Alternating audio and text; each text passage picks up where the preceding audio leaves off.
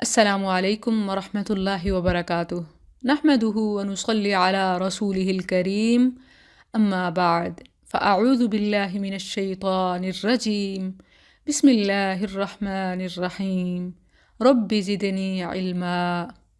الحمد للہ آج قرآن کا نصف 15واں پارہ پڑھ رہے ہیں۔ سورہ بنی اسرائیل سے آغاز کرتے ہیں۔ یہ مکی صورت ہے اور سب سے پہلے نازل ہونے والی صورتوں میں اس کا شمار ہوتا ہے۔ اس حوالے سے بخاری میں عبداللہ بن مسعود رضی اللہ عنہ کا قول ہے کہ سورہ بنی اسرائیل، سورہ کہف اور سورہ مریم انہن من العتاق الاول، یہ پہلی قدیم صورتوں میں سے ہیں، یعنی مکی دور کی بھی ابتدا میں نازل ہونے والی صورتوں میں سے۔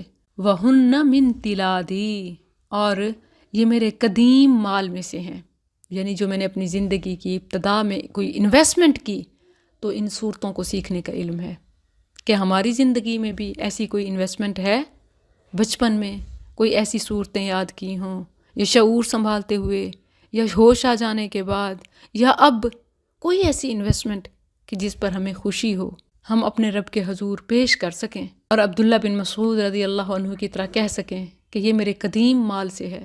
یعنی اس وقت میں نے یہ علم بنایا جب لوگ دنیا کی طرف، مکانوں کی طرف، پلاٹ کی طرف، دوسری چیزوں کی طرف دوڑ لگا رہے تھے، یہ بنا لیں، یہ بنا لیں، یہ بنا لیں۔ میں نے بنایا تو کیا بنایا؟ یہ میرے قدیم مال سے ہیں، آئیے ایسا مال ہم بھی بناتے ہیں۔ مسند احمد کے حوالے سے ہے، رسول اللہ صلی اللہ علیہ وسلم ہر رات سورہ بنی اسرائیل اور سورہ زمر پڑھا کرتے تھے۔ ہم بھی اس رمضان سے یہ کوشش شروع کر دیں۔ اس سورت کا ایک نام اسراء بھی آتا ہے، جو اس کی پہلی آیت کے لفظ اسراء سے ہے۔ اسراء مسجد حرام سے مسجد اقصیٰ تک کے زمینی سفر پر بولا جاتا ہے، اور پھر مسجد اقصیٰ سے سدرۃ المنتہا تک کا سفر معراج کہلاتا ہے۔ یہاں اسراء یعنی مسجد حرام سے مسجد اقصیٰ تک زمینی سفر کا ذکر ہے، اور سورہ النجم میں مسجد اقصیٰ سے سدرۃ المنتہا تک آسمانی سفر معراج کا ذکر ہے۔ بسم اللہ الرحمن الرحیم، سبحان الذی اسریٰ بعبدہ، پاک ہے وہ جو رات کو ایک حصے میں اپنے بندے کو حرمت والی مسجد سے بہت دور کی اس مسجد تک لے گیا جس کے ارد گرد کو ہم نے بہت برکت دی ہے، تاکہ ہم اسے اپنی کچھ نشانیاں دکھائیں۔ بلا شبہ وہی سب کچھ سننے والا، سب کچھ دیکھنے والا ہے۔ اسراء کا واقعہ حدیث کی تمام کتابوں میں ثابت ہے۔ تقریباً 20 صحابہ نے اس واقعے کو نقل کیا ہے، اور یہ روایات متواتر کی حد تک ہیں۔ علماء سلف و خلف کا عقیدہ ہے کہ یہ واقعہ بیداری میں روح اور جسم سمیت پیش آیا۔ لفظ بعبدہ سے اس کی شہادت بھی ملتی ہے، کیونکہ عبد صرف روح کو نہیں بلکہ روح مع جسد کو کہتے ہیں۔ پھر اگر بات خواب کی ہوتی تو کفار قریش اسے نہ جھٹلاتے، کیونکہ خواب میں تو ہر ایک کو عجیب و غریب واقعات پیش آتے رہتے ہیں، اور نہ قرآن اسے پھر سبحان الذی کی تمہید کے ساتھ بیان کرتا، کیونکہ ان تمہیدی الفاظ سے معلوم ہوتا ہے کہ کوئی اہم خرق عادت واقعہ بیان کیا جا رہا ہے۔ اسراء اور پھر لیلاً، رات کا سفر، یہ بتاتا ہے کہ راتیں بہت قیمتی ہوتی ہیں۔ راتوں کو سوئے سوئے یا صرف جاگتے، گھومتے پھرتے، کھاتے ضائع نہیں کرنا چاہیے۔ رسول اللہ صلی اللہ علیہ وسلم کا راتوں کو قیام، دعائیں، اسراء و معراج، راتوں کا سفر، سب اس راتوں کی اہمیت کی دلیل ہے۔ پھر اللہ عز و جل کا رات کے آخری پہر آسمان دنیا پر آنا، منادی کرنا، اور پھر رمضان کی یہ راتیں کتنی مبارک راتیں ہیں۔ اکثر لوگ صرف معراج کی رات کی فضیلت اور پھر عبادت میں مشغول ہو جاتے ہیں، حالانکہ حقیقت یہ ہے کہ نہ اس کا سن ثابت ہے، نہ مہینہ معلوم ہے، نہ ہی کوئی تاریخ پتہ ہے، یعنی سال، مہینہ، دن تک معلوم نہیں ہے، تو پھر عبادت اور فضیلت کہاں سے آ گئی؟ اس کی فضیلت یہی ہے کہ اللہ عز و جل نے اس رات میں رسول اللہ صلی اللہ علیہ وسلم کو اسراء اور معراج کرایا۔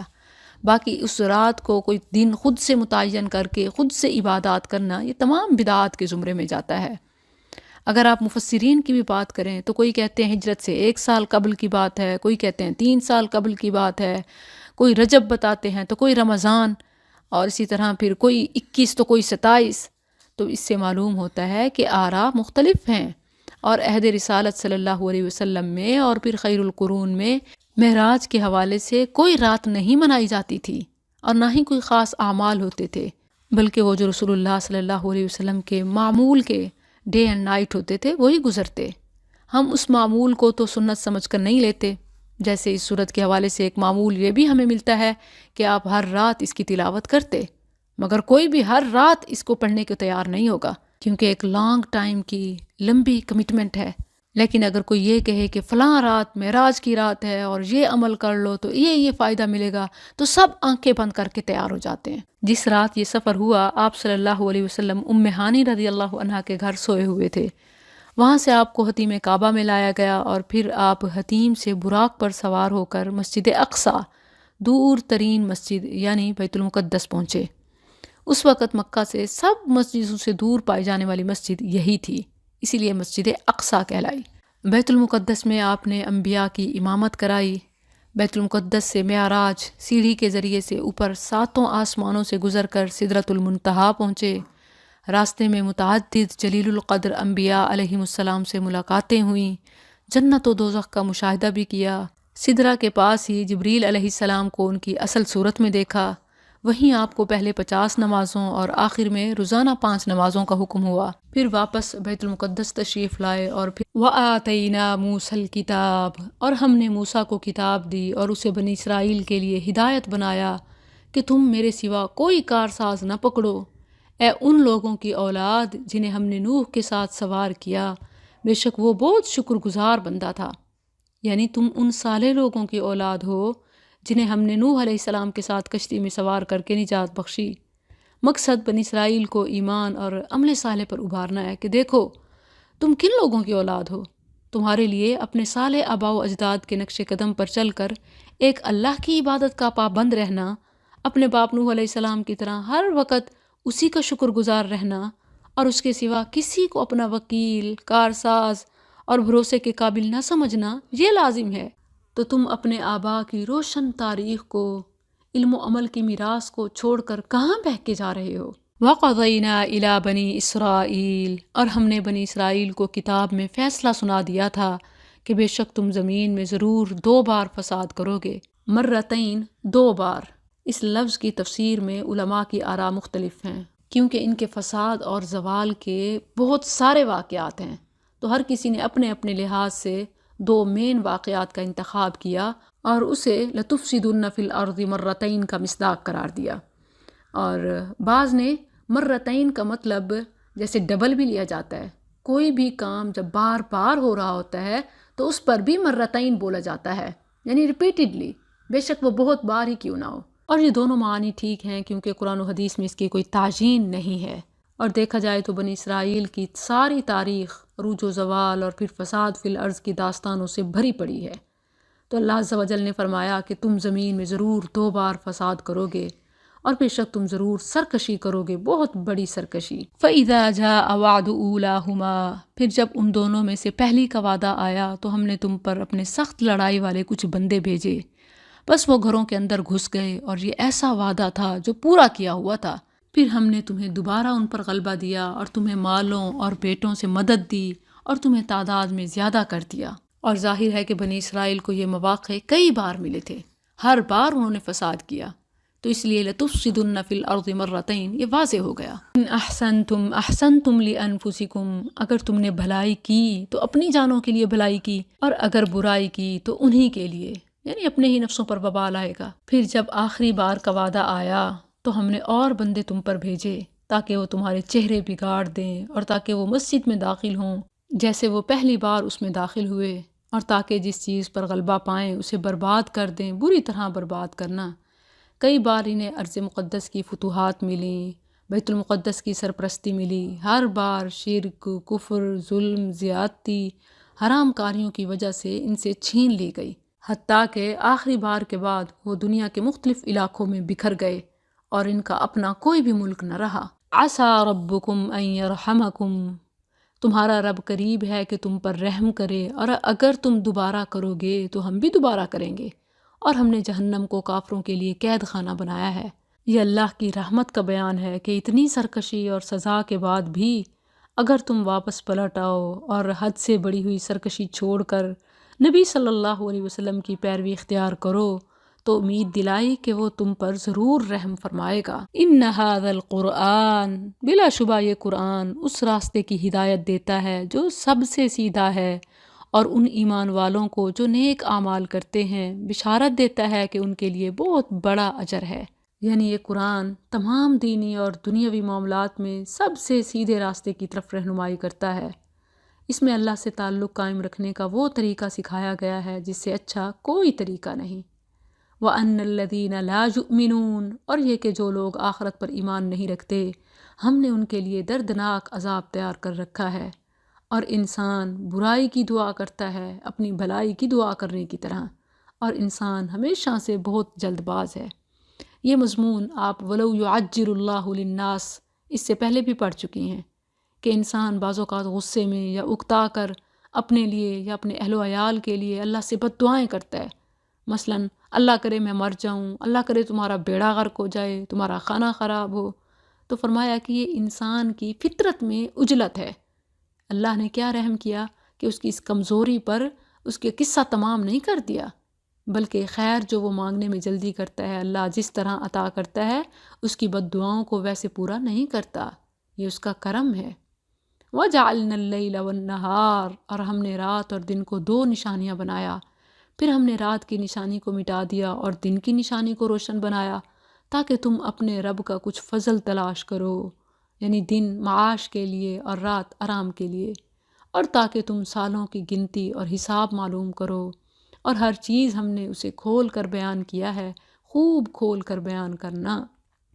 وَكُلَّ إِنسَانٍ، اور ہر انسان کو ہم نے اسے اس کا نصیب اس کی گردن میں لازم کر دیا ہے، یعنی تقدیر جو ہے وہ لکھی ہوئی ہے، لیکن انسان اس لکھے کا پابند نہیں ہے، بلکہ جو کچھ انسان نے کرنا تھا اللہ نے وہ لکھا ہوا ہے، اسے معلوم تھا، کیونکہ وہ علام الغیوب ہے، وہ خالق ہے، اسے معلوم ہے کہ کس انسان نے کیا کرنا ہے، اللہ نے لکھ ڈالا۔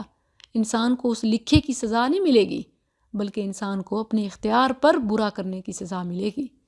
پھر آگے ساتھ یہ بھی ہے وَنُخْرِجُ لَهُ يَوْمَ الْقِيَامَةِ، اور قیامت کے دن ہم اس کے لیے ایک کتاب نکالیں گے۔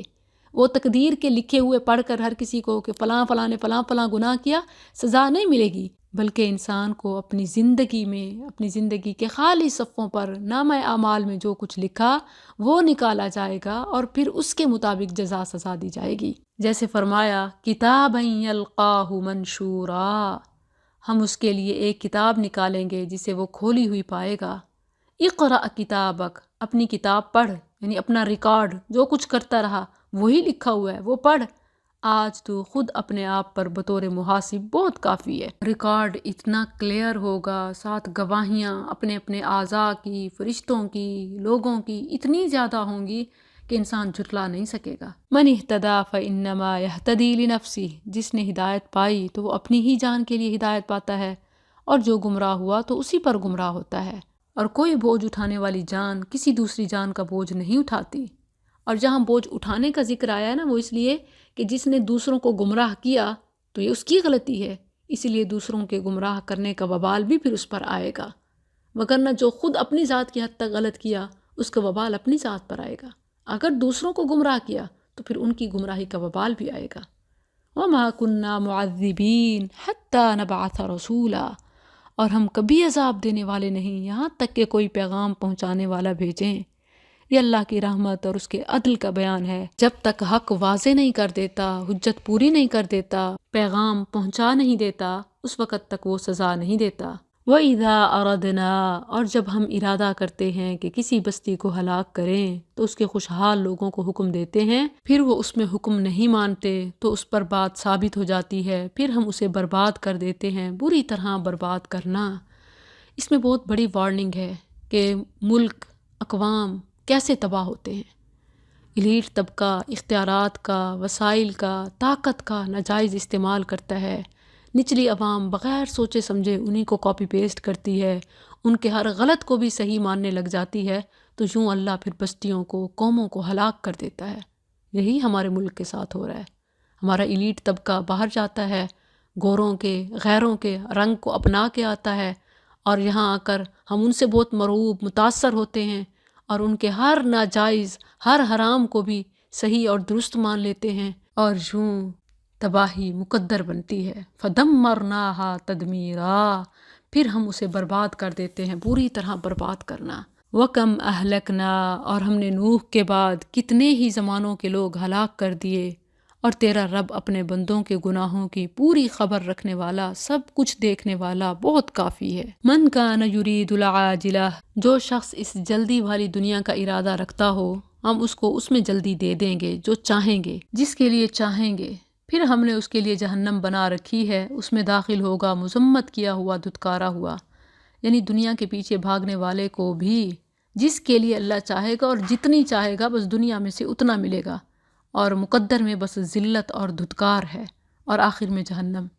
اور جس نے آخرت کا ارادہ کیا اور اس کے لیے کوشش کی، جو اس کے لائق کوشش ہے جب کہ وہ مومن ہو، تو یہی لوگ ہیں جن کی کوشش ہمیشہ سے قدر کی ہوئی ہے۔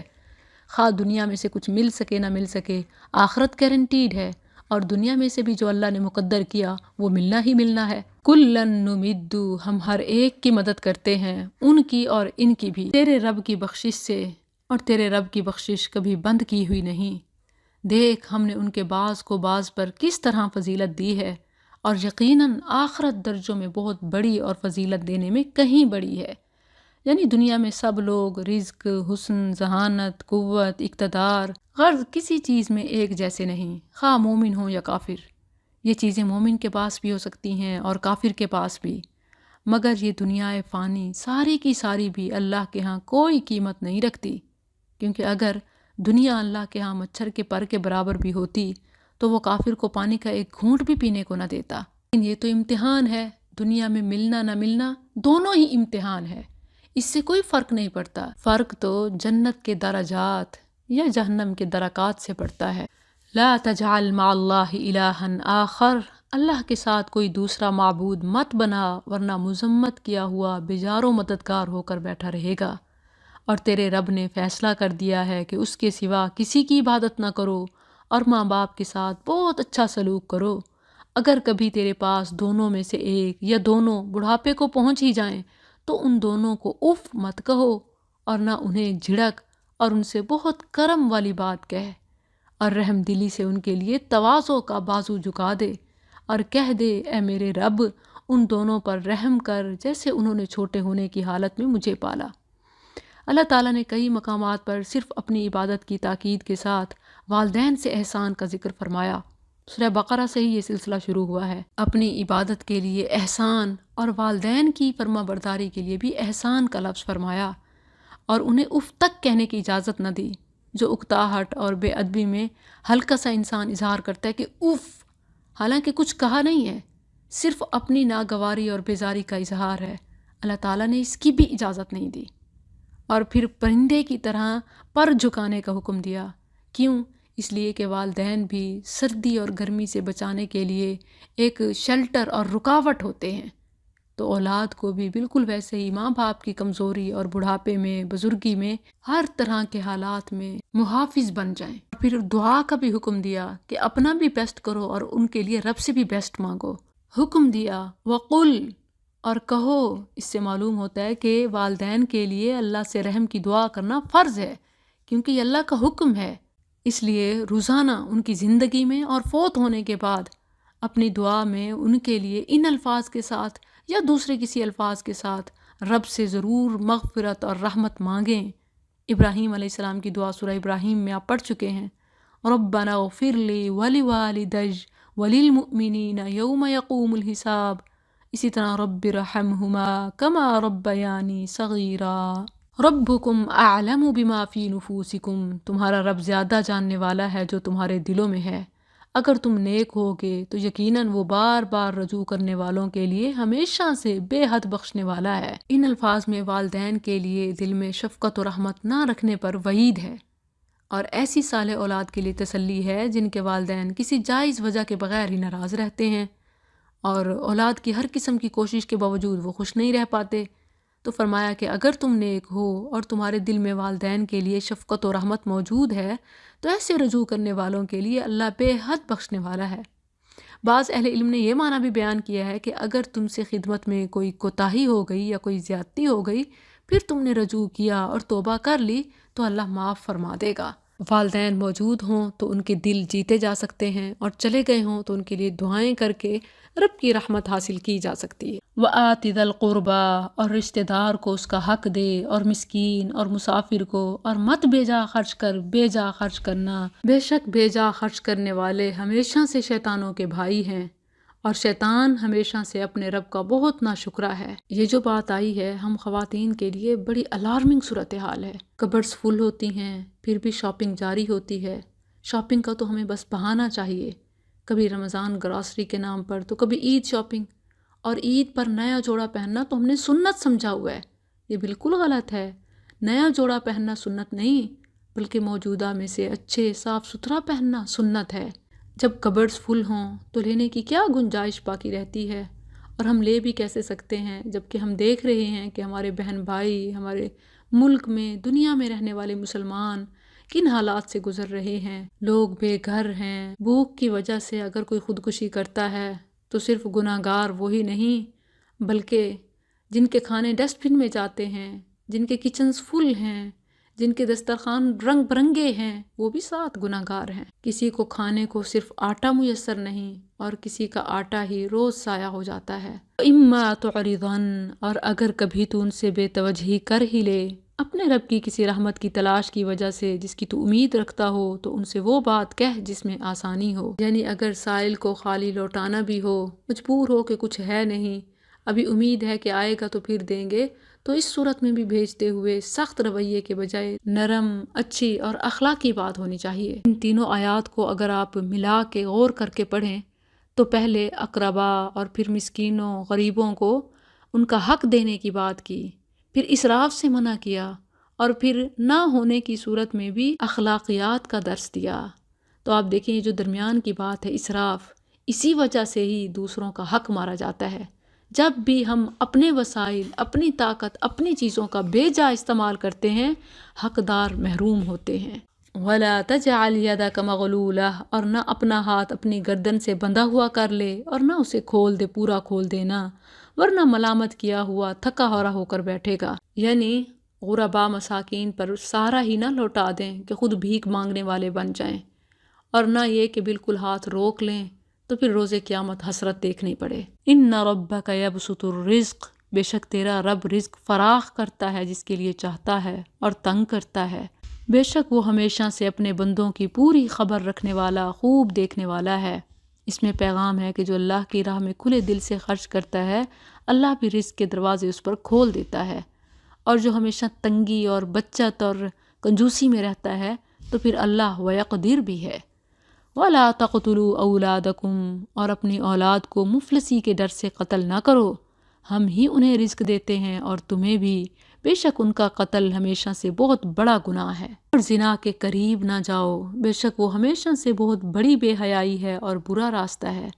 یہاں دیکھیں تو صرف ایک کبیرہ بڑے گناہ سے ہی نہیں بلکہ اس کے قریب جانے والے راستوں سے بھی روک دیا۔ وَلَا تَقْتُلُوا النَّفْسَ، اور اس جان کو قتل مت کرو جسے اللہ نے حرام کیا ہے مگر حق کے ساتھ، اور جو شخص قتل کر دیا جائے اس حال میں کہ مظلوم ہو تو یقیناً ہم نے اس کے ولی کے لیے پورا غلبہ رکھا ہے، یعنی اس کے پاس شرعی حق ہے، بس وہ قتل میں حد سے نہ بڑھے، یقیناً وہ مدد دیا ہوا ہوگا۔ وَلَا تَقْرَبُوا مَالَ الْيَتِيمِ، اور یتیم کے مال کے قریب نہ جاؤ مگر اس طریقے سے جو سب سے اچھا ہو، یہاں تک کہ وہ اپنی جوانی کو پہنچ جائے، اور عہد کو پورا کرو، بے شک عہد کا سوال ہوگا، اور ماپ کو پورا کرو جب ماپو، اور سیدھی ترازو کے ساتھ وزن کرو، یہ بہترین ہے اور انجام کے لحاظ سے بہت زیادہ اچھا ہے، اور اس چیز کا پیچھا نہ کر جس کا تجھے کوئی علم نہیں۔ بے شک کان اور آنکھ اور دل، ان میں سے ہر ایک اس کے متعلق سوال ہوگا۔ نبی صلی اللہ علیہ وسلم اپنے باڈی پارٹس کی گناہوں سے حفاظت کے لیے دعا مانگا کرتے، خاص طور پر آنکھ، کان، زبان، دل۔ اللہم طہر قلبی من النفاق، وعملی من الریاء، ولسانی من الکذب، وعینی من الخیانہ، فإنك تعلم خائنة الأعین وما تخفی الصدور، ولا تمشی فی الأرض مرحا، اور زمین میں اکڑ کر نہ چل۔ یاد رہے کہ یہ صرف فزیکل واک کی بات نہیں ہے بلکہ پورے بیہیویئر، ایٹیٹیوڈ کی بات ہے۔ کتنی ہی خواتین ہیں جو اپنے خاوند، اپنے میکے، اپنے سسرال، سٹیٹس اور طاقت اور دولت کے لیے دوسروں کو ہمیشہ نیچا دکھانے پر تلی ہوتی ہیں، وہ تمام ان میں ہیں۔ کتنے ہی ایسے لوگ ہیں، صرف خواتین ہی، کئی مرد اپنے اثر و رسوخ کا حرام کاریوں میں استعمال کرتے ہیں۔ وَلَا تَمْشِ فِي الْأَرْضِ مَرَحًا، اور زمین میں اکڑ کر نہ چل۔ إِنَّكَ لَن تَخْرِقَ الْأَرْض، بے شک تو نہ کبھی زمین کو پھاڑے گا اور نہ کبھی لمبائی میں پہاڑوں تک پہنچے گا۔ كُلُّ ذَلِكَ كَانَ سَيِّئُهُ، یہ سب کام ان کا برا تیرے رب کے ہاں ہمیشہ سے ناپسندیدہ ہے، یعنی اللہ ہر حرکت سے واقف ہے۔ ذَلِكَ مِمَّا أَوْحَى، یہ اس میں سے ہے جو تیرے رب نے حکمت میں سے تیری طرف وحی کی، اور اللہ کے ساتھ کوئی دوسرا معبود مت بنا، بس تو ملامت کیا ہوا دھتکارا ہوا جہنم میں ڈال دیا جائے گا۔ پھر کیا تمہارے رب نے تمہیں بیٹوں کے ساتھ چن لیا اور خود فرشتوں میں سے بیٹیاں بنا لی؟ یہ نہ صرف اس وقت فرشتوں کو اللہ کی بیٹیاں، بلکہ آج بھی دیکھیں تو مختلف بت خواتین کے بنائے جاتے ہیں۔ ماتا، مورتی اور دیویاں، یہ سب مؤنث ہیں۔ گویا یہ پیچھے سے یہ عقیدہ چلا آ رہا ہے کہ یہ اللہ کی چہیتیاں یا اس کی بیٹیاں ہیں۔ تو فرمایا کہ تم اپنے لیے بیٹے پسند کرتے ہو اور رب کے لیے بیٹیاں۔ انکم لتقولون قولا عظیما، بے شک تم یقیناً ایک بہت بڑی بات کہہ رہے ہو، اور بلا شبہ یقیناً ہم نے اس قرآن میں پھیر پھیر کر بیان کیا تاکہ وہ نصیحت حاصل کریں، اور وہ انہیں نفرت کے سوا کچھ زیادہ نہیں کرتا۔ قل لو کان معہ، کہہ دے اگر اس کے ساتھ کچھ اور معبود ہوتے، جیسا کہ یہ کہتے ہیں، تو اس وقت وہ عرش والے کی طرف کوئی راستہ ضرور ڈھونڈتے۔ پاک ہے وہ اور بہت بلند ہے اس سے جو یہ کہتے ہیں، بہت زیادہ بلند ہونا۔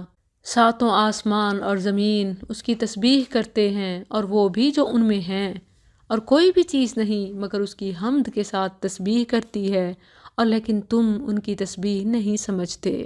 بے شک وہ ہمیشہ سے بے حد بردبار نہایت بخشنے والا ہے۔ اور جب تو قرآن پڑھتا ہے، ہم تیرے درمیان اور ان لوگوں کے درمیان جو آخرت پر ایمان نہیں رکھتے ایک پوشیدہ پردہ بنا دیتے ہیں، اور ہم نے ان کے دلوں پر کئی پردے بنا دیے ہیں اس سے کہ وہ اسے سمجھیں، اور ان کے کانوں میں بوجھ۔ اور جب تو قرآن میں اپنے رب کا اکیلے اسی کا ذکر کرتا ہے تو وہ بدکتے ہوئے اپنی پیٹھوں پر پھر جاتے ہیں، توحید برداشت نہیں ہوتی۔ اور اللہ نہ برداشت کرنے پر انہیں کیا سزا دیتا ہے؟ ہمیشہ سے ان سے توفیق ہی چھین لیتا ہے۔ نحن اعلم، ہم اس نیت کو زیادہ جاننے والے ہیں جس کے ساتھ وہ اسے غور سے سنتے ہیں۔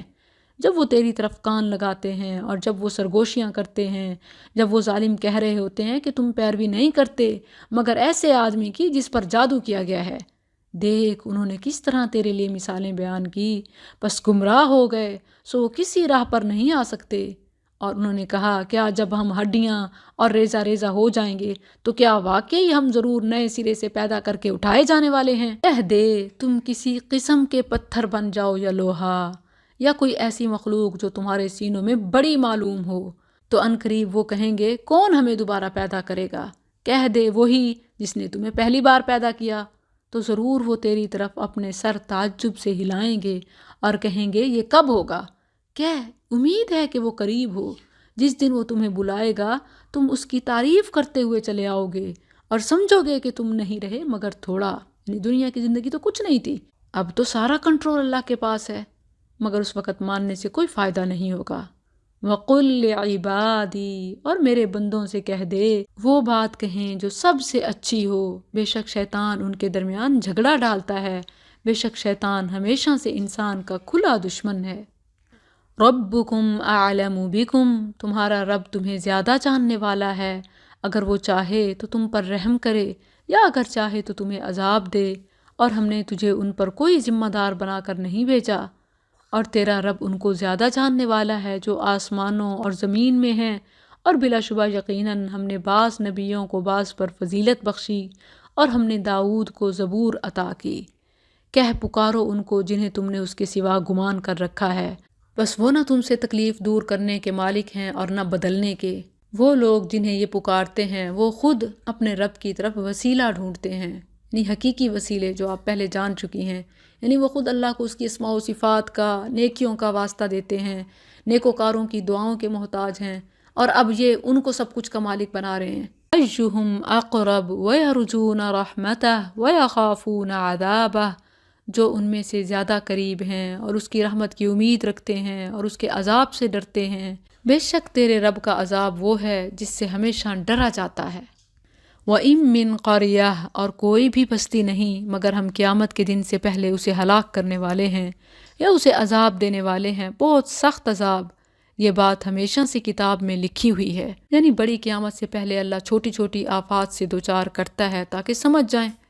اور ہمیں کسی چیز نے نہیں روکا کہ ہم نشانیاں دے کر بھیجیں مگر اس بات نے کہ پہلے لوگوں نے انہیں جھٹلایا، اور ہم نے سمود کو اونٹنی واضح نشانی کے طور پر دی تو انہوں نے اس پر ظلم کیا، اور ہم نشانیاں دے کر نہیں بھیجتے مگر ڈرانے کے لیے۔ اور جب ہم نے تجھ سے کہا کہ بے شک تیرے رب نے لوگوں کا احاطہ کر رکھا ہے، اور ہم نے وہ منظر جو تجھے دکھایا نہیں بنایا مگر لوگوں کے لیے آزمائش، یہاں لفظ ہے الرؤیا، وما جعلنا الرؤیا، کہ نہیں ہم نے تجھے دکھایا۔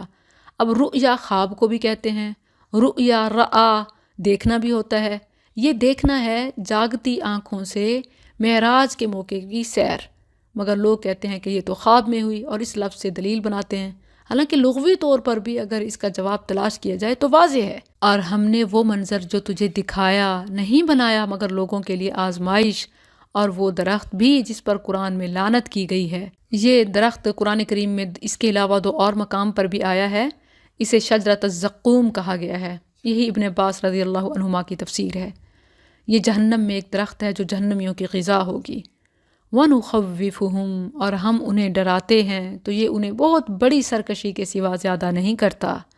اور جب ہم نے فرشتوں سے کہا آدم کو سجدہ کرو تو انہوں نے سجدہ کیا مگر ابلیس، اس نے کہا کیا میں اسے سجدہ کروں جسے تو نے مٹی سے پیدا کیا ہے؟ اس نے کہا کیا تو نے دیکھا یہ شخص جسے تو نے مجھ پر عزت بخشی؟ یقیناً اگر تو مجھے قیامت کے دن تک مہلت دے تو میں بہت تھوڑے لوگوں کے سوا اس کی اولاد کو ہر صورت جڑ سے اکھاڑ دوں گا۔ فرمایا جا پھر ان میں سے جو تیرے پیچھے چلے گا تو بے شک جہنم تیری جزا ہے، پوری جزا، اور ان میں سے جس کو تو اپنی آواز کے ساتھ بہکا سکے بہکا لے، اور اپنے سوار اور اپنے پیادے ان پر چڑھا کر لیا، اور اموال اور اولاد میں ان کا حصے دار بن، اور انہیں وعدے دے، اور شیطان دھوکہ دینے کے سوا انہیں وعدہ نہیں دیتا۔ یہی وہ ٹولز ہیں، میوزک، موسیقی، بہت سے انسٹرومنٹس اور انجوائمنٹس کے ٹولز جن سے شیطان اولاد، اموال اور انسان کو ہلاک کرتا ہے، اور اس کی باتیں سوائے جھوٹی آرزوؤں اور وعدوں کے اور کچھ نہیں۔ ان عبادی بے شک میرے بندے، تیرا ان پر کوئی غلبہ نہیں، اور تیرا رب کافی کارساز ہے۔ ربکم الذی یزجی تمہارا رب وہی ہے جو تمہارے لیے سمندر میں کشتیاں چلاتا ہے تاکہ تم اس کا کچھ نہ کچھ فضل تلاش کرو، یقیناً وہ ہمیشہ سے تم پر بے حد مہربان ہے۔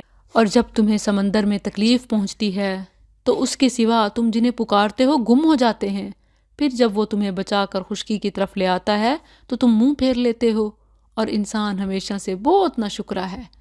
تو کیا تم بے خوف ہو گئے کہ وہ تمہیں خشکی کے کنارے دھنسا دے یا تم پر کوئی پتھراؤ کرنے والی آندھی بھیج دے، پھر تم اپنے لیے کوئی کارساز نہ پاؤ؟ یا تم بے خوف ہو گئے کہ وہ تمہیں دوسری بار اس میں پھر لے جائے، پھر تم پر توڑ دینے والی آندھی بھیج دے، بس تمہیں غرق کر دے اس کی وجہ سے جو تم نے کفر کیا، پھر تم اپنے لیے ہمارے خلاف اس کے بارے میں کوئی پیچھا کرنے والا نہ پاؤ۔ یہ آیات پڑھتے ہوئے میرے سامنے وہ مناظر آ رہے ہیں کہ جب اللہ جنہیں بہت فراوانی دیتا ہے وہ کیسے رب سے، دین سے، قرآن سے دور ہو جاتے ہیں، اور پھر جب ان پر کوئی مصیبت آتی ہے تو کیسے رب کا کلام اور وظیفے شروع ہو جاتے ہیں، لیکن پھر جب اللہ فراخی کرتا ہے، کشائش دیتا ہے، تنگی سے نکلنے کا راستہ دیتا ہے، دوبارہ وہ اپنی انہی موج مستیوں میں مصروف ہو جاتے ہیں۔ یہ ہر گھر کی کہانی ہے اور یہ ہمارا ہی نقشہ بیان ہو رہا ہے۔ تو کیا ہم خود مصیبتوں کو دعوت دینے والے نہیں؟ خود ان کے آنے کے اسباب پیدا کرنے والے نہیں؟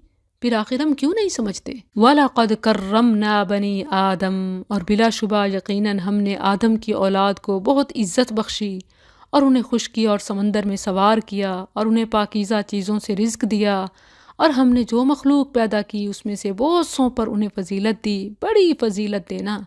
اللہ نے مٹی سے بنے انسان کو، نوری مخلوق فرشتوں پر بھی فضیلت دی، مسجود ملائکہ ٹھہرایا، مگر اس نے خود اپنی معراج کو اپنے ہی پاؤں تلے روند ڈالا۔ یوم ندعو جس دن ہم سب لوگوں کو ان کے امام کے ساتھ بلائیں گے، یعنی انبیاء، صلحاء۔ فمن اوتی کتابہ بیمینہ پھر جسے اس کی کتاب اس کے دائیں ہاتھ میں دی گئی تو یہ لوگ اپنی کتاب پڑھیں گے، اور ان پر کھجور کی گٹھلی کے دھاگے برابر بھی ظلم نہ ہوگا۔ وَمَنْ كَانَ فِي هَذِهِ أَعْمَى، اور جو اس میں اندھا رہا یعنی دنیا میں، تو وہ آخرت میں بھی اندھا ہوگا اور راستے سے بہت زیادہ بھٹکا ہوا ہوگا۔ اور بے شک وہ قریب تھے کہ تجھے اس سے ضرور ہی بہکا دیں جو ہم نے تیری طرف وحی کی، تاکہ تو ہم پر اس کے سوا جھوٹ باندھ دے، اور اس وقت وہ ضرور تجھے دلی دوست بنا لیتے۔ اور اگر یہ نہ ہوتا کہ ہم نے تجھے ثابت قدم رکھا تو بلا شبہ یقیناً تو قریب تھا کہ کچھ تھوڑا سا ان کی طرف مائل ہو جاتا، اس وقت ہم ضرور تجھے زندگی کے دگنے اور موت کے دگنے عذاب کا مزہ چکھاتے، پھر تو اپنے لیے ہمارے خلاف کوئی مددگار نہ پاتا۔ ہمیشہ سے گناہ گاروں کا، ظالموں کا یہی طریقہ ہوتا ہے کہ کوئی حق کی آواز اور نیکی کا کام کرنے والا نہ ہو، تاکہ ہمارا ہی راج ہو اور کوئی روکنے ٹوکنے پوچھنے والا بھی نہ ہو۔ یہاں رسول اللہ صلی اللہ علیہ وسلم کے ذریعے سب کو خبردار کیا گیا کہ ان کی سوچ کے مطابق جو سوچے گا پھر انجام بھی ایک جیسا ہوگا۔ وَإِن كَادُوا لَيَسْتَفِزُّونَكَ، اور بے شک وہ قریب تھے کہ تجھے ضرور ہی اس سرزمین سے پھسلا دیں تاکہ تجھے اس سے نکال دیں، اور اس وقت وہ تیرے بعد نہیں ٹھہریں گے مگر کم ہی۔ چنانچہ ایسا ہی ہوا، جب نبی صلی اللہ علیہ وسلم ہجرت کر کے مدینہ چلے آئے تو 1.5 سال کے بعد ان کے بڑے بڑے سردار بدر میں مارے گئے۔ آپ کی بد دعا سے اہل مکہ قحط اور خوف کا شکار ہو گئے، حتیٰ کہ 8 ہجری میں خود مکہ بھی فتح ہو گیا، جس سے ان کی شان و شوکت اور حکومت خاک میں مل گئی۔ ایک مغرور قوم کے لیے یہ عذاب ہی کیا کم ہے کہ وہی شخص جسے انہوں نے نکالا تھا ان پر فتح پا کر شہر کا مالک بن گیا۔ سنت من قد ارسلنا، ان کے طریقے کی مانند جنہیں ہم نے تجھ سے پہلے اپنے رسولوں میں سے بھیجا، اور تو ہمارے طریقے میں کوئی تبدیلی نہیں پائے گا، یعنی قیامت تک جو انبیاء کے طریقے پر رہے گا ان کی مدد ہوتی رہے گی۔ اقم الصلاۃ، نماز قائم کر سورج ڈھلنے سے رات کے اندھیرے تک، اور فجر کا قرآن پڑھ، بے شک فجر کا قرآن ہمیشہ سے حاضر ہونے کا وقت رہا ہے۔ اس میں قیام میں قرآن پڑھنے اور فجر کے وقت قرآن پڑھنے کی بڑی فضیلت ہے، اور رات کے کچھ حصے میں پھر اس کے ساتھ بیدار رہ، اس حال میں کہ تیرے لیے زائد ہے، قریب ہے کہ تیرا رب تجھے مقام محمود پر کھڑا کرے۔ حدیث میں ہے رسول اللہ صلی اللہ علیہ وسلم نے فرمایا، جو شخص اذان سنے پھر اللہم رب ہذہ الدعوہ یہ دعا پڑھے اور اللہ سے مقام محمود کا سوال کرے، وبعثہ مقاما محمودا الذی وعدتہ، تو روز قیامت اس کے لیے میری شفاعت واجب ہو جائے گی۔ وقل رب ادخلنی مدخل صدق واخرجنی مخرج صدق واجعل لی من لدنک سلطانا نصیرا، اور کہہ دے میرا رب داخل کر مجھے سچا داخل کرنا، اور نکال مجھے سچا نکالنا، اور میرے لیے اپنی طرف سے ایسا غلبہ بنا جو مددگار ہو۔ اللہ تعالیٰ نے اپنے نبی اور آپ کے ہر امتی کو یہ دعا سکھائی ہے کہ اے میرے رب، تو مجھے دنیا و آخرت میں جس جگہ بھی داخل کرے عزت مندانہ ہو، اور جس جگہ سے بھی نکالے باعزت ہو، اور میرے لیے دلیل و برہان کے ساتھ قوت و سلطنت کا ایسا غلبہ عطا فرما جو میرا مددگار ہو۔ بہت جامع دعا ہے۔ وَقُلْ جَاءَ الْحَقُّ، اور کہہ دے حق آ گیا اور باطل مٹ گیا، بے شک باطل مٹنے والا تھا۔ اللہ تعالیٰ نے یہ آیات پہلے ہی نازل کر دیں۔ رسول اللہ صلی اللہ علیہ وسلم جب فاتحانہ شان سے مکہ میں اور پھر کعبہ میں داخل ہوئے تو آپ نے تمام بتوں کو توڑا اور پھر یہ آیت پڑھی، جاء الحق وزہق الباطل ان الباطل کان زہوقا وَنُنَزِّلُ مِنَ الْقُرْآنِ، اور ہم قرآن میں سے تھوڑا تھوڑا نازل کرتے ہیں جو ایمان والوں کے لیے سراسر شفا اور رحمت ہے۔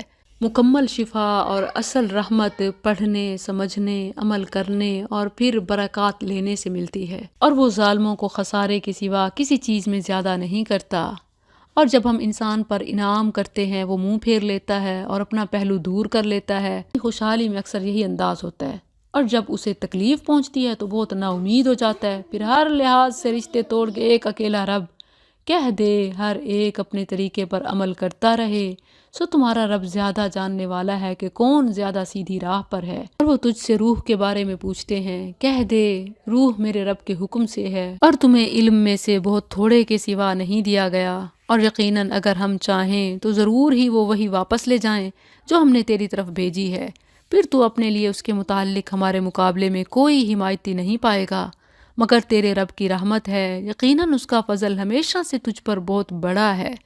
کہہ دے اگر سب انسان اور جن جمع ہو جائیں کہ اس قرآن جیسا بنا لائیں تو اس جیسا نہیں لائیں گے، اگرچہ ان کا بعض کا مددگار ہو۔ وَلَقَدْ صَرَّفْنَا، اور بلا شبہ یقیناً ہم نے لوگوں کے لیے اس قرآن میں ہر طرح کی مثال پھیر پھیر کر بیان کی، مگر اکثر لوگوں نے کفر کے سوا ہر چیز سے انکار کر دیا۔ اب بھی دیکھیں تو نافرمانی کے سارے کاموں کا پتہ چلتا ہے، حرام کاریاں ساری آتی ہیں، نہیں سمجھ آتا تو حق نہیں آتا۔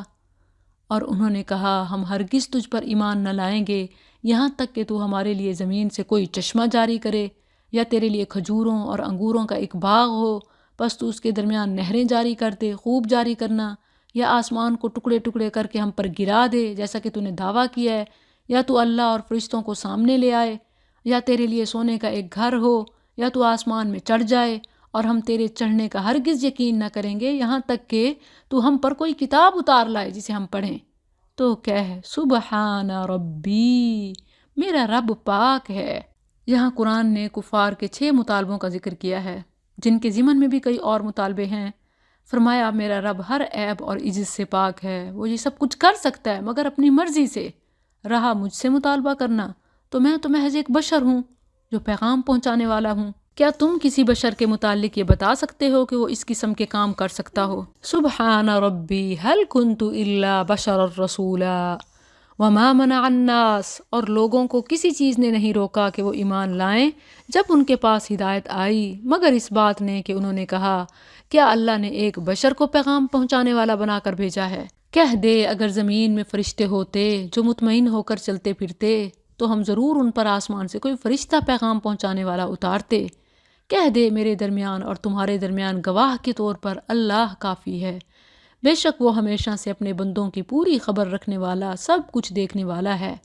اور جسے اللہ ہدایت دے سو وہی ہدایت پانے والا ہے، اور جنہیں گمراہ کر دے تو ان کے لیے اس کے سوا ہرگز کوئی مدد کرنے والے نہیں پائے گا۔ اور قیامت کے دن ہم انہیں ان کے چہروں کے بل اندھے اور گنگے اور بہرے اٹھائیں گے، ان کا ٹھکانہ جہنم ہے، جب کبھی بجھنے لگے گی ہم ان پر بھڑکانا زیادہ کر دیں گے۔ یہی ان کی جزا ہے کیونکہ انہوں نے ہماری آیات کا انکار کیا اور کہا کیا جب ہم ہڈیاں اور ریزہ ریزہ ہو گئے تو کیا واقعی ہم ضرور نئے سرے سے پیدا کر کے اٹھائے جانے والے ہیں؟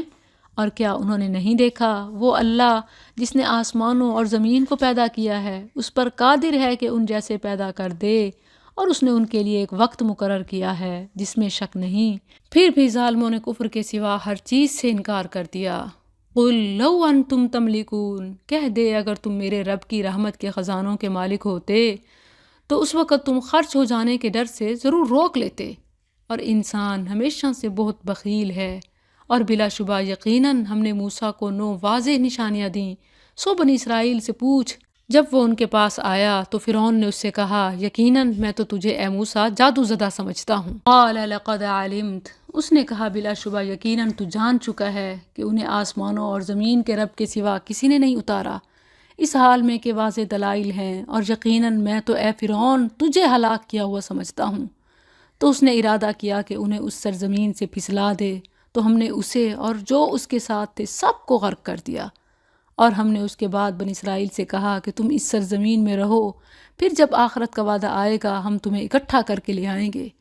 اور ہم نے اسے حق ہی کے ساتھ نازل کیا، اور یہ حق ہی کے ساتھ نازل ہوا، اور ہم نے تجھے نہیں بھیجا مگر خوشخبری دینے والا اور ڈرانے والا۔ اور عظیم قرآن ہم نے اس کو جدا جدا کر کے نازل کیا تاکہ تو اسے لوگوں پر ٹھہر ٹھہر کر پڑھے، اور ہم نے اسے نازل کیا تھوڑا تھوڑا نازل کرنا۔ کہہ دے تم اس پر ایمان لاؤ یا ایمان نہ لاؤ، بے شک جن لوگوں کو اس سے پہلے علم دیا گیا جب ان کے سامنے اسے پڑھا جاتا ہے وہ تھوڑیوں کے بل سجدہ کرتے ہوئے گر جاتے ہیں اور کہتے ہیں ہمارا رب پاک ہے، بے شک ہمارے رب کا وعدہ یقیناً ہمیشہ پورا کیا ہوا ہے۔ اور وہ تھوڑیوں کے بل گر جاتے ہیں، روتے ہیں، اور وہ انہیں عاجزی میں زیادہ کر دیتا ہے، یعنی قرآن۔ قل ادعوا اللہ، کہہ دے اللہ کو پکارو یا رحمان کو پکارو، تم جس کو بھی پکارو گے سو یہ بہترین نام اسی کے ہیں۔ یہ اس لیے فرمایا کیونکہ قریش مکہ جان بوجھ کر رحمان کا انکار کرتے اور کہتے کہ ہم اسے نہیں جانتے۔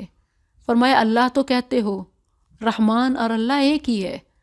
وَلَا تَجْهَرْ بِصَلَاتِكَ، اور اپنی نماز نہ بلند آواز سے پڑھ اور نہ اسے پست کر، اور اس کے درمیان کوئی راستہ اختیار کر۔ ام المؤمنین عائشہ رضی اللہ عنہا فرماتی ہیں کہ یہ آیت دعا کے بارے میں نازل ہوئی۔ صلات کا ایک معنی دعا بھی ہے۔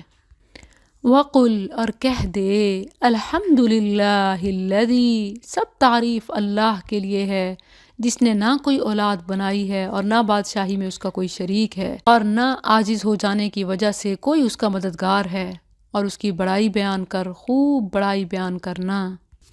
اللہ کی حمد کے ساتھ صورتوں کا آغاز بھی ہوا ہے اور اللہ کی حمد کے ساتھ صورتوں کا اختتام بھی، یہ ان میں سے ایک صورت ہے۔ اب اگلی صورت جس کے ساتھ الحمد سے آغاز ہو رہا ہے، سورۃ الکہف۔ کہف کا معنی پہاڑ میں کھلی اور وسیع غار ہے۔ تنگ غار کو غارن یا مغارتن کہتے ہیں اور کہف وسیع غار کو کہتے ہیں۔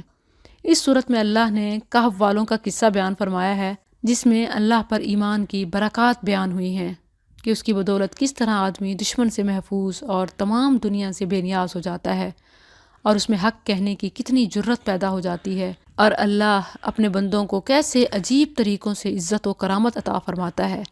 اس کی فضیلت میں متعدد احادیث سے ثابت ہیں۔ ایک حدیث میں ہے رسول اللہ صلی اللہ علیہ وسلم نے فرمایا، جو شخص سورہ کہف کی شروع کی 10 آیات حفظ کر لے وہ دجال کے فتنے سے محفوظ رہے گا، اور اسی طرح ایک روایت میں آخری 10 کی بھی یہی فضیلت آئی ہے۔ اس صورت کے پڑھنے سے گھر میں سکینت اور برکت کا نزول ہوتا ہے۔ برا بن عازب رضی اللہ عنہ بیان فرماتے ہیں کہ کان رجل یقرأ سورۃ الکہف، ایک آدمی سورہ کہف پڑھ رہا تھا، اس کے ایک طرف ایک گھوڑا تھا جو 2 رسیوں سے بندھا ہوا تھا، تو اسے بادل کے ایک ٹکڑے نے ڈھانپ لیا، پھر اس نے قریب آنا شروع کر دیا اور مزید قریب آتا گیا، جس سے گھوڑا بدکنے لگا۔ جب صبح ہوئی تو وہ نبی صلی اللہ علیہ وسلم کے پاس آیا اور سارا ماجرا سنایا، تو آپ نے فرمایا یہ وہ سکینت تھی جو قرآن کے ساتھ اتری۔ اسی طرح بعض روایات میں جمعے کے دن اسے پڑھنے کی بھی فضیلت آئی ہے، جبکہ کچھ بعض محدثین نے اسے ضعیف بھی کہا ہے۔ مکی صورت ہے۔ بسم اللہ الرحمن الرحیم، الحمد للہ، سب تعریف اللہ کے لیے ہے جس نے اپنے بندے پر کتاب نازل کی اور اس میں کوئی کجی نہ رکھی، بالکل سیدھی، تاکہ وہ اس کی جانب سے آنے والے سخت عذاب سے ڈرائے، اور ان مومنوں کو جو نیک اعمال کرتے ہیں خوشخبری دے کہ بے شک ان کے لیے اچھا اجر ہے جس میں وہ ہمیشہ رہنے والے ہیں، اور ان لوگوں کو ڈرائے جنہوں نے کہا اللہ نے کوئی اولاد بنا رکھی ہے، نہ انہیں اس کا کوئی علم ہے اور نہ ان کے باپ دادا کو، بولنے میں بڑی ہے جو ان کے منہوں سے نکلتی ہے، وہ سراسر جھوٹ کے سوا کچھ نہیں کہتے، بس شاید تو اپنی جان ان کے پیچھے غم سے ہلاک کر لینے والا ہے اگر وہ اس بات پر ایمان نہ لائے۔ بے شک ہم نے زمین پر جو کچھ ہے اس کے لیے زینت بنایا ہے تاکہ ہم انہیں آزمائیں ان میں سے کون عمل میں بہتر ہے، اور بلا شبہ ہم جو کچھ اس پر ہے اسے ضرور ایک چٹیل میدان بنا دینے والے ہیں۔ ام حسبت ان اصحاب الکہف، یا تو نے خیال کیا کہ غار والرقیم اور کتبے والے، الرقیم بمعنی مرقوم یعنی لکھی ہوئی تختی یا سل یا کتاب والے، ان لوگوں کو اصحاب الکہف کے ساتھ اصحاب الرقیم بھی کہا جاتا ہے۔ اصحاب الکہف یعنی غار والے، اصحاب الرقیم اس لیے کہتے ہیں کہ جب وہ اچانک غائب ہو گئے اور بہت تلاش کے باوجود نہ ملے تو ان کے نام ایک تختی یا سل پر لکھ کر خزانے میں محفوظ کر دیے گئے، یا یہ کہ ان کے پاس شریعت کے احکام پر مشتمل لکھی ہوئی کتاب تھی۔ الرقیم 2 بنا پر، ایک تو یہ کہ ان کا ریکارڈ پیچھے تھا کہ کبھی ایسے لوگ جو ہے نا یہ گم شدہ ہیں، ملیں تو ان کے بارے میں کیا کرنا چاہیے، اور دوسرا یہ کہ ان کے پاس شریعت میں لکھی ہوئی کتابیں تھیں، اس بنا پر اصحاب الرقیم کہلائے۔ کانوا من آیاتنا عجبا، ہماری نشانیوں سے عجیب چیز تھے۔ اذ اول فتیہ، جب ان جوانوں نے غار کی طرف پناہ لی تو انہوں نے کہا ربنا، اب یہ جو دعا ہے نوجوانوں کی، یوتھ کے لیے بڑا پیغام ہے کہ رب سے تعلق یوں ہونا چاہیے، کوئی بھی مصیبت ہو پریشانی ہو، ربنا آتینا من لدنک رحمہ، اے ہمارے رب ہمیں اپنے پاس سے کوئی رحمت عطا کر اور ہمارے لیے ہمارے معاملے میں کوئی رہنمائی مہیا فرما۔ فضربنا علی آذانہم، تو ہم نے غار میں ان کے کانوں پر گنتی کے کئی سال پردہ ڈال دیا، پھر ہم نے انہیں اٹھایا تاکہ ہم معلوم کریں دونوں گروہوں میں سے کون وہ مدت زیادہ یاد رکھنے والا ہے جو وہ ٹھہرے۔ نحن نقص علیک، ہم تجھ سے ان کا واقعہ ٹھیک ٹھیک بیان کرتے ہیں، بے شک وہ چند جوان تھے جو اپنے رب پر ایمان لائے اور ہم نے انہیں ہدایت میں زیادہ کر دیا، اور ہم نے ان کے دلوں پر بند باندھ دیا۔ جب وہ کھڑے ہوئے تو انہوں نے کہا ربنا رب السماوات والارض، ہمارا رب آسمانوں اور زمین کا رب ہے، لن ندعو من دونہ الہا، ہم اس کے سوا کسی کو معبود ہرگز نہ پکاریں گے۔ بلا شبہ یقیناً ہم نے اس وقت حد سے گزری ہوئی بات کہی، یعنی ایسی بات کہیں تو یہ تو بڑی زیادتی ہو جائے۔ ہا اولا، یہ ہماری قوم ہے جنہوں نے اس کے سوا کئی معبود بنا لیے، یہ ان پر کوئی واضح دلیل کیوں نہیں لاتے؟ پھر اس سے بڑا ظالم کون ہے جس نے اللہ پر جھوٹ باندھا؟ اور جب تم ان سے الگ ہو چکے اور ان چیزوں سے بھی جن کی وہ اللہ کے سوا عبادت کرتے ہیں، تو کسی غار کی طرف جا کر پناہ لے لو، تمہارا رب تمہارے لیے اپنی کچھ رحمت کھول دے گا اور تمہارے لیے تمہارے کام میں کوئی سہولت مہیا کر دے گا۔ یہ انہوں نے آپس میں مشورہ کیا اور پھر غار میں جا کر پناہ لی۔ وَتَرَى الشَّمْسَ، اور تو سورج کو دیکھے گا جب وہ نکلتا ہے تو ان کی غار سے دائیں طرف کنارہ کر جاتا ہے، اور جب غروب ہوتا ہے تو ان سے بائیں طرف کو کترا جاتا ہے، اور وہ اس غار کی کھلی جگہ میں ہے۔ یہ اللہ کی نشانیوں میں سے ہے، جسے اللہ ہدایت دے سو وہی ہدایت پانے والا ہے، اور جسے گمراہ کر دے پھر تو اس کے لیے ہرگز کوئی رہنمائی کرنے والا دوست نہ پائے گا۔ اور تو انہیں جاگتے ہوئے خیال کرے گا حالانکہ وہ سوئے ہوئے ہیں، اور ہم دائیں اور بائیں ان کی کروٹ پلٹتے رہتے ہیں، اور ان کا کتا اپنے دونوں بازو دہلیز پر پھیلائے ہوئے ہے۔ اگر تو ان پر جھانکے تو ضرور بھاگتے ہوئے ان سے پیٹھ پھیر لے، اور ضرور ان کے خوف سے بھر دیا جائے۔ اور اسی طرح ہم نے انہیں اٹھایا تاکہ وہ آپس میں ایک دوسرے سے پوچھیں۔ ان میں سے ایک کہنے والے نے کہا، تم کتنی دیر رہے؟ انہوں نے کہا، ہم ایک دن یا دن کا کچھ حصہ رہے۔ دوسروں نے کہا، تمہارا رب زیادہ جاننے والا ہے جتنی مدت تم رہے، پس اپنے میں سے ایک کو اپنی یہ چاندی دے کر شہر کی طرف بھیجو، پس وہ دیکھے کہ اس میں کھانے کے لحاظ سے زیادہ ستھرا کون ہے، پھر تمہارے پاس اس سے کچھ کھانا لے آئے، اور نرمی و باریک بینی کی کوشش کرے، اور تمہارے بارے میں کسی کو ہرگز نہ معلوم ہونے دے۔ اب یہاں دیکھیے کہ اللہ کے نیک بندے کھانے میں کتنا خیال رکھتے ہیں کہ کیا کھانا چاہیے۔ ازکا طعامہ، اچھا پاکیزہ صاف ستھرا کھانا ہو۔ بے شک وہ اگر تم پر قابو پا لیں گے تو تمہیں سنسار کر دیں گے، یہ تمہیں دوبارہ اپنے دین میں لے جائیں گے، اور اس وقت تم کبھی فلاح نہیں پاؤ گے۔ اب اتنے عرصے بعد نیند سے بھی اٹھے تو یہی خیال ہے کہ ایمان بچائیں، توحید پر قائم رہیں۔ وَكَذَلِكَ أَعْثَرْنَا عَلَيْهِمْ، اور اسی طرح ہم نے لوگوں کو ان پر مطلع کر دیا تاکہ وہ جان لیں کہ اللہ کا وعدہ سچا ہے، اور یہ کہ قیامت اس میں کوئی شک نہیں۔ جب وہ ان کے معاملے میں آپس میں جھگڑ رہے تھے تو انہوں نے کہا، ان پر ایک عمارت بنا دو، ان کا رب ان سے زیادہ واقف ہے۔ وہ لوگ جو ان کے معاملے پر غالب ہوئے انہوں نے کہا، ہم تو ضرور ان پر ایک مسجد بنائیں گے۔ گزشتہ قوموں میں اسی راستے سے شرک داخل ہوتا رہا، اور اب بھی شرک کے سب سے بڑے مراکز انہی قبروں پر تعمیر شدہ عمارتیں، خانقاہیں اور مسجدیں ہیں۔ عائشہ رضی اللہ عنہ سے روایت ہے، رسول اللہ صلی اللہ علیہ وسلم نے اپنی اس بیماری میں جس میں آپ فوت ہوئے فرمایا، اللہ یہود و نصارہ پر لعنت کرے، انہوں نے اپنے انبیاء کی قبروں کو مسجدیں بنا لیا۔ اسی طرح مسلم میں علی رضی اللہ عنہ کو نبی صلی اللہ علیہ وسلم کا دیا گیا حکم ہے کہ کوئی اونچی قبر نہ چھوڑنا جسے تو برابر نہ کر دے۔ اللہ کی حکمت دیکھیں کہ رسول اللہ صلی اللہ علیہ وسلم نے قبریں برابر کرنے پر اس شخص کو مقرر فرمایا جس کے نام لیواؤں نے سب سے زیادہ قبروں کو پختہ اور اونچا بنانا تھا، تاکہ کسی کے پاس کوئی عذر باقی نہ رہے۔ سیقولون، ان قریب وہ کہیں گے 3 ہیں، ان کا چوتھا ان کا کتا ہے، اور کہیں گے 5 ہیں، ان کا چھٹا ان کا کتا ہے، بن دیکھے پتھر پھینکتے ہوئے، اور کہیں گے 7 ہیں، ان کا 8واں ان کا کتا ہے۔ کہہ دے میرا رب ان کی تعداد سے زیادہ واقف ہے، انہیں بہت تھوڑے لوگوں کے سوا کوئی نہیں جانتا، سو تو ان کے بارے میں سرسری بحث کے سوا بحث نہ کر، اور ان لوگوں میں سے کسی سے ان کے بارے میں فیصلہ طلب نہ کر۔ قرآن میں جو تفصیلات نہیں ہیں ان میں جانے کی ضرورت نہیں ہے، اور کسی چیز کے بارے میں ہرگز نہ کہہ کہ میں یہ کام کل ضرور کرنے والا ہوں، مگر یہ کہ انشاءاللہ، اللہ چاہے۔ اور اپنے رب کو یاد کر جب تو بھول جائے، جب یاد آئے تو پھر فوراً کہہ دیا جائے۔ وَقُلْ عَسَىٰ أَن يَهْدِيَنِ رَبِّي، اور کہہ امید ہے کہ میرا رب مجھے اس سے قریب تر بھلائی کی ہدایت دے گا۔ بعض روایات میں ہے کہ کچھ یہودی آئے، چند سوالات کیے، آپ نے فرمایا کہ کل جواب دوں گا، لیکن انشاءاللہ نہ کہہ سکے تو جبریل نہ آیا، اور پھر یہ آیات نازل ہوئیں۔ اس روایت کی سند میں تو اختلاف ہے، لیکن یہ بات، یہ حکم تو ثابت ہے۔ انشاءاللہ کے مقامات اور فضائل آپ میرے شارٹ لیکچرز میں دیکھ سکتی ہیں۔ لبثوا فی کہفہم، اور وہ اپنے غار میں 300 سال رہے اور 9 سال زیادہ رہے۔ کہہ دے اللہ زیادہ جاننے والا ہے جتنی مدت وہ رہے، اسی کے پاس آسمانوں اور زمین کی چھپی ہوئی باتیں ہیں، وہ کس قدر دیکھنے والا اور کس قدر سننے والا ہے۔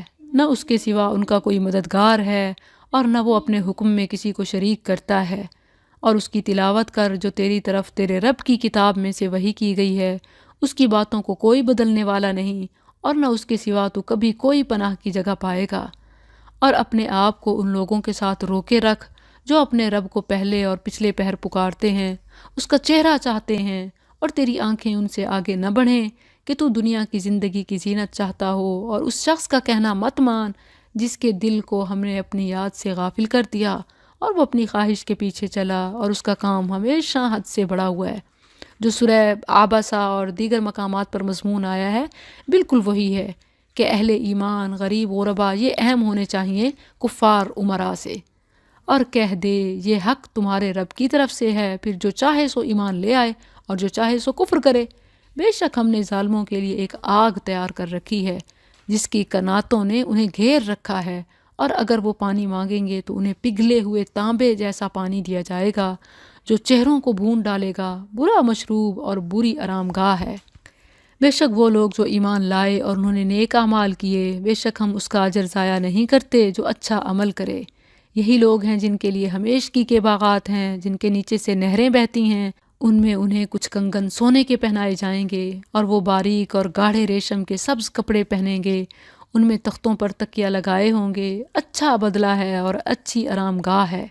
اور ان کے لیے ایک مثال بیان کر، دو آدمی ہیں جن میں سے ایک کے لیے ہم نے انگوروں کے دو باغ بنائے، اور ہم نے ان دونوں کو کھجور کے درختوں سے گھیر دیا اور دونوں کے درمیان کچھ کھیتی رکھی، دونوں باغوں نے اپنا پھل دیا اور اس سے کچھ کمی نہ کی، اور ہم نے دونوں کے درمیان ایک نہر جاری کر دی، اور اس کے لیے بہت سا پھل تھا۔ تو اس نے اپنے ساتھی سے جب اس سے باتیں کر رہا تھا کہا، میں تجھ سے مال میں زیادہ اور نفری کے لحاظ سے زیادہ باعزت ہوں۔ اور وہ اپنے باغ میں اس حال میں داخل ہوا کہ وہ اپنی جان پر ظلم کرنے والا تھا۔ کہا، میں گمان نہیں کرتا کہ یہ کبھی برباد ہوگا، اور نہ میں قیامت کو گمان کرتا ہوں کہ قائم ہونے والی ہے، اور واقعی اگر مجھے میرے رب کی طرف لوٹایا گیا تو یقیناً میں ضرور اس سے بہتر لوٹنے کی جگہ پاؤں گا۔ یعنی جو باغوں کا مالک تھا وہ اتنا اترانے لگا کہ اول تو قیامت کا انکار کر دیا، پھر یہ کہ اگر قیامت آئی تو یہاں اگر میرے پاس اتنا ہے تو وہاں تو ڈبل ہوگا۔ یہ ایک قسم کا مذاق اور حقیر سمجھنا ہے۔ اس کے ساتھی نے جب کہ وہ اس سے باتیں کر رہا تھا اس سے کہا، کیا تو نے اس کے ساتھ کفر کیا جس نے تجھے حقیر مٹی سے پیدا کیا، پھر ایک قطرے سے، پھر تجھے ٹھیک ٹھاک ایک آدمی بنا دیا؟ لیکن میں هو اللہ ربی ولا اشرک بربی احدا، وہ اللہ ہی میرا رب ہے اور میں اپنے رب کے ساتھ کسی کو شریک نہیں کرتا۔ یہ بہت ہی پیاری دعا ہے۔ اسماء بنت امیس رضی اللہ عنہا سے روایت ہے کہ مجھے رسول اللہ صلی اللہ علیہ وسلم نے چند کلمات سکھائے کہ جنہیں میں پریشانی اور بے چینی کے وقت کہوں۔ اللہ اللہ ربی لا اشرک بہ شیئا، یہ ابو داؤد کا حوالہ ہے۔ تو یہ پریشانی اور بے چینی کی دعا بھی ہے۔ ایک طرف جب اسے ٹارچ کر رہا ہے اور کمپیئر کر رہا ہے، تو اس صورتحال میں فائنینشیل، اسپرچول، ایموشنل ساری مدد اللہ ہی کی طرف سے مانگنا۔ وَلَوْلَا إِذْ دَخَلْتَ جَنَّتَكَ، اور جب تو اپنے باغ میں داخل ہوا تو نے یہ کیوں نہ کہا ما شاء اللہ۔ اچھا، ہمارے ہاں یہ کیا جاتا ہے کہ جب کسی اور کی، دوسرے کی کوئی اچھی پیاری چیز دیکھیں تو ما شاء اللہ کہتے ہیں، حالانکہ ما شاء اللہ اپنی پیاری چیز پر پڑھنا چاہیے، ما شاء اللہ لا قوت الا باللہ۔ جبکہ اگر کسی دوسرے کی کوئی چیز اچھی پیاری لگے تو اس پر بارک اللہ کہنا چاہیے، جیسے نبی صلی اللہ علیہ وسلم کا بھی فرمان ہے کہ تو نے اسے برکت کی دعا کیوں نہ دی۔ تو دوسروں کے لیے ہے برکت کی دعا اور اپنے لیے ہے ما شاء اللہ لا قوت الا باللہ۔ ان ترانی انا اقل منک مالا وولدا، اگر تو مجھے دیکھتا ہے کہ میں مال اور اولاد میں تجھ سے کم تر ہوں تو قریب ہے کہ میرا رب مجھے تیرے باغ سے بہتر عطا کرے اور اس پر آسمان سے کوئی عذاب بھیج دے تو وہ چٹیل میدان ہو جائے، یعنی کیونکہ تو نے کفر کیا ہے تو کفر کا انجام تو یہی ہوتا ہے، یا اس کا پانی گہرا ہو جائے پھر تو اسے کبھی تلاش نہ کر سکے۔ وَأُحِيطَ بِثَمَرِهِ، اور اس کا سارا پھل مارا گیا تو اس نے اس حال میں صبح کی کہ اپنی ہتھیلیاں ملتا تھا اس پر جو اس میں خرچ کیا تھا، اور وہ اپنی چھتوں سمیت گرا ہوا تھا اور کہتا تھا، اے کاش میں اپنے رب کے ساتھ کسی کو شریک نہ کرتا۔ اور اللہ کے سوا اس کا کوئی گروہ نہ تھا جو اس کی مدد کرتے، اور نہ وہ خود بچنے والا تھا۔ ہنالک الولایہ، وہاں ہر طرح کی مدد اللہ سچے کے اختیار میں ہے، وہ ثواب دینے میں بہتر اور انجام کی روح سے زیادہ اچھا ہے۔ اور ان کے لیے دنیا کی زندگی کی مثال بیان کر، جیسے پانی جسے ہم نے آسمان سے اتارا تو اس کے ساتھ زمین کی نباتات خوب مل جل گئیں، پھر وہ چورا بن گئی جسے ہوا اڑائے پھرتی ہے، اور اللہ ہمیشہ سے ہر چیز پر پوری قدرت رکھنے والا ہے۔ المال والبنون، مال اور بیٹے دنیا کی زندگی کی زینت ہیں، اور باقی رہنے والی نیکیاں تیرے رب کے ہاں ثواب میں بہتر اور امید کی روح سے زیادہ اچھی ہیں۔ وَيَوْمَ نُسَيِّرُ الْجِبَالَ، اور جس دن ہم پہاڑوں کو چلائیں گے اور تو زمین کو صاف میدان دیکھے گا، اور ہم انہیں اکٹھا کریں گے تو ان میں سے کسی کو نہیں چھوڑیں گے، اور وہ تیرے رب کے سامنے صفے باندھے ہوئے پیش کیے جائیں گے۔ بلا شبہ یقیناً تم ہمارے پاس اسی طرح آئے ہو جیسے ہم نے تمہیں پہلی بار پیدا کیا تھا، بلکہ تم نے گمان کیا تھا کہ ہم تمہارے لیے کبھی وعدے کا کوئی وقت مقرر نہیں کریں گے، اور کتاب رکھی جائے گی، بس تو مجرموں کو دیکھے گا، اس سے ڈرنے والے ہوں گے جو اس میں ہوگا، اور کہیں گے ہائے ہماری بربادی، اس کتاب کو کیا ہے، نہ کوئی چھوٹی بات چھوڑتی ہے اور نہ بڑی، مگر اس نے اسے ضبط کر رکھا ہے، اور انہوں نے جو کچھ کیا اسے موجود پائیں گے، اور تیرا رب کسی پر ظلم نہیں کرتا۔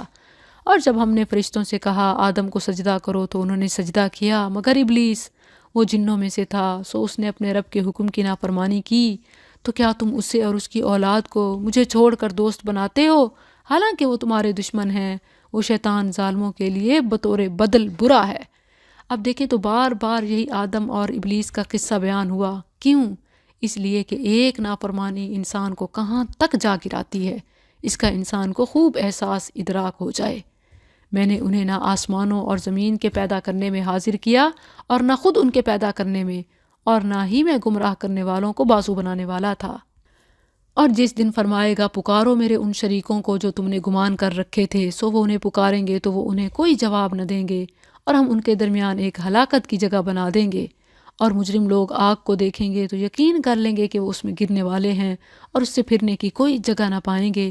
اور بلا شبہ یقیناً ہم نے اس قرآن میں لوگوں کے لیے ہر مثال پھیر پھیر کر بیان کی ہے، اور انسان ہمیشہ سے سب چیزوں سے زیادہ جھگڑنے والا ہے، اور لوگوں کو کسی چیز نے نہیں روکا کہ وہ ایمان لائیں جب ان کے پاس ہدایت آ گئی، اور اپنے رب سے بخشش مانگیں، مگر اس بات نے کہ ان کو پہلے لوگوں کا سا معاملہ پیش آ جائے یا ان پر عذاب سامنے آ موجود ہو۔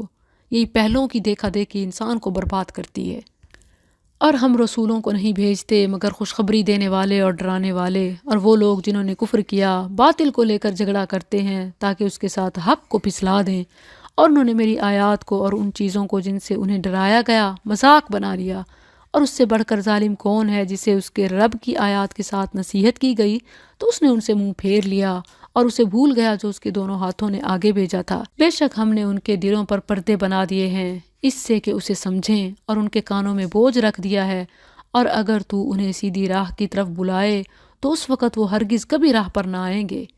اور تیرا رب نہایت بخشنے والا خاص رحمت والا ہے۔ اللہ کو ایسے ہی پکارنا چاہیے۔ الغفور ذو الرحمہ لو یؤاخذہم، اگر وہ انہیں اس کی وجہ سے پکڑے جو انہوں نے کمایا ہے تو یقیناً ان کے لیے جلد عذاب بھیج دے، بلکہ ان کے لیے وعدے کا ایک وقت ہے جس سے بچنے کی وہ ہرگز کوئی پناہ گاہ نہ پائیں گے۔ اور یہی بستیاں ہیں، ہم نے انہیں ہلاک کر دیا جب انہوں نے ظلم کیا، اور ہم نے ان کی ہلاکت کے لیے ایک مقرر وقت رکھ دیا تھا۔ وَإِذْ قَالَ مُوسَىٰ، اور جب موسیٰ نے اپنے جوان سے کہا میں نہیں ہٹوں گا یہاں تک کہ دو دریاؤں کے ملنے کے مقام پر پہنچ جاؤں یا مدتوں چلتا رہوں۔ اب یہاں سے موسیٰ اور خضر کا قصہ شروع ہو رہا ہے۔ خضر بھی اور خضر بھی دونوں طرح سے پروننسیشن آئی ہے۔ بخاری میں نبی صلی اللہ علیہ وسلم کا فرمان ہے کہ ان کا نام خضر اس لیے پڑا کہ وہ سفید زمین کے ایک ٹکڑے پر بیٹھے تو وہ ان کے پیچھے سرسبز ہو کر لہلانے لگا۔ یہ اللہ کے نبی تھے۔ اس کی دلیل یہ ہے کہ انہوں نے آخر میں فرمایا کہ میں نے یہ اپنی مرضی سے نہیں کیا بلکہ یہ سب اللہ کے حکم سے تھا، جو وحی کی صورت میں انبیاء کو صادر ہوتا ہے۔ اسی طرح ان کا یہ کہنا کہ میرے پاس ایک علم ہے جو اللہ نے مجھے سکھایا ہے، تم اسے نہیں جانتے۔ ولی کتنا بھی مقرب ہو اس کا الہام حجت نہیں، نہ وہ الہام سے کسی کو قتل کر سکتا ہے۔ اس لحاظ سے تو ہر مومن اللہ کا ولی ہے، پھر تو اسے کسی کو بھی قتل کرنے کا بہانہ مل جائے۔ جبکہ کوئی بھی اس کا قائل نہیں۔ اسی طرح ایک رائے یہ بھی ہے کہ وہ نبی نہیں تھے بلکہ کوئی نیک انسان تھے۔ بہرحال یہاں ان کا قصہ بیان ہوا اور اس میں ایک بڑا اہم پیغام ہے کہ دیکھو موسیٰ علیہ السلام جیسے جلیل القدر اولو العزم پیغمبر اتنے زیادہ علم کے باوجود خضر علیہ السلام سے علم حاصل کرنے کے لیے گئے اور ان کے سامنے تواضع اختیار کرتے ہوئے ان کی ہر شرط قبول کی۔ اس میں علم اور معلم کی شان ہے۔ موسیٰ علیہ السلام اپنے ایک خادم یا نوجوان ساتھی کے ساتھ جو موسیٰ علیہ السلام کی خدمت کے لیے ان کے ساتھ رہتا تھا یہ سفر شروع کیا۔ فَلَمَّا بَلَغَا، تو جب وہ دونوں ان کے آپس میں ملنے کے مقام پر پہنچے تو وہ دونوں اپنی مچھلی بھول گئے، تو اس نے اپنا راستہ دریا میں سرنگ کی صورت بنا لیا۔ پھر جب وہ آگے گزر گئے تو اس نے اپنے جوان سے کہا ہمارے دن کا کھانا لا، بے شک ہم نے اپنے اس سفر سے تو بڑی تھکاوٹ پائی ہے۔ اس نے کہا کیا تو نے دیکھا جب ہم اس چٹان کے پاس جا کر ٹھہرے تھے تو بے شک میں مچھلی بھول گیا اور مجھے وہ نہیں بھلائی مگر شیطان نے کہ میں اس کا ذکر کروں، اور اس نے اپنا راستہ دریا میں عجیب طرح سے بنا لیا۔ اس نے کہا یہی ہے جو ہم تلاش کر رہے تھے۔ سو وہ دونوں اپنے قدموں کے نشانوں پر پیچھا کرتے ہوئے واپس لوٹے تو ان دونوں نے ہمارے بندوں میں سے ایک بندے کو پایا جسے ہم نے اپنے ہاں سے ایک رحمت عطا کی اور اسے اپنے پاس سے ایک علم سکھایا تھا۔ موسیٰ نے اس سے کہا کیا میں تیرے پیچھے چلوں اس شرط پر کہ تجھے جو کچھ سکھایا گیا ہے اس میں سے کچھ بھلائی مجھے سکھا دے؟ اس نے کہا بے شک تو میرے ساتھ ہرگز صبر نہ کر سکے گا، اور تو اس پر کیسے صبر کرے گا جسے تو نے پوری طرح علم میں نہیں لیا؟ اس نے کہا اگر اللہ نے چاہا تو مجھے ضرور صبر کرنے والا پائے گا اور میں تیرے کسی حکم کی نافرمانی نہیں کروں گا۔ کہا پھر اگر تو میرے پیچھے چلا ہے تو مجھ سے کسی چیز کے بارے میں مت پوچھنا یہاں تک کہ میں تیرے لیے اس کا کچھ ذکر شروع کروں۔ سو دونوں چل پڑے یہاں تک کہ جب وہ کشتی میں سوار ہوئے تو اس نے اسے پھاڑ دیا۔ کہا کیا تو نے اسے اس لیے پھاڑ دیا ہے کہ اس کے سواروں کو غرق کر دے؟ بلا شبہ یقیناً تو ایک بہت بڑے کام کو آیا ہے۔ کہا کیا میں نے نہ کہا تھا کہ تو میرے ساتھ ہرگز صبر نہ کر سکے گا؟ کہا مجھے اس پر نہ پکڑ جو میں بھول گیا اور مجھے میرے معاملے میں کسی مشکل میں نہ پھنسا۔ فَانطَلَقَا، پھر وہ دونوں چل پڑے یہاں تک کہ جب وہ ایک لڑکے سے ملے تو اس نے اسے قتل کر دیا۔ کہا کیا تو نے ایک بے گناہ جان کو کسی جان کے بدلے کے بغیر قتل کر دیا؟ بلا شبہ یقیناً تو ایک بہت برے کام کو آیا ہے۔ الحمدللہ پارہ مکمل ہوا اور ٹائم بھی، لیکن ابھی مسئلہ خضر باقی ہے، اس کو سمجھنا ہے۔ انشاءاللہ نئے پارے کے آغاز سے پہلے اس مسئلے کے تفصیلی احوال جانیں گے انشاءاللہ۔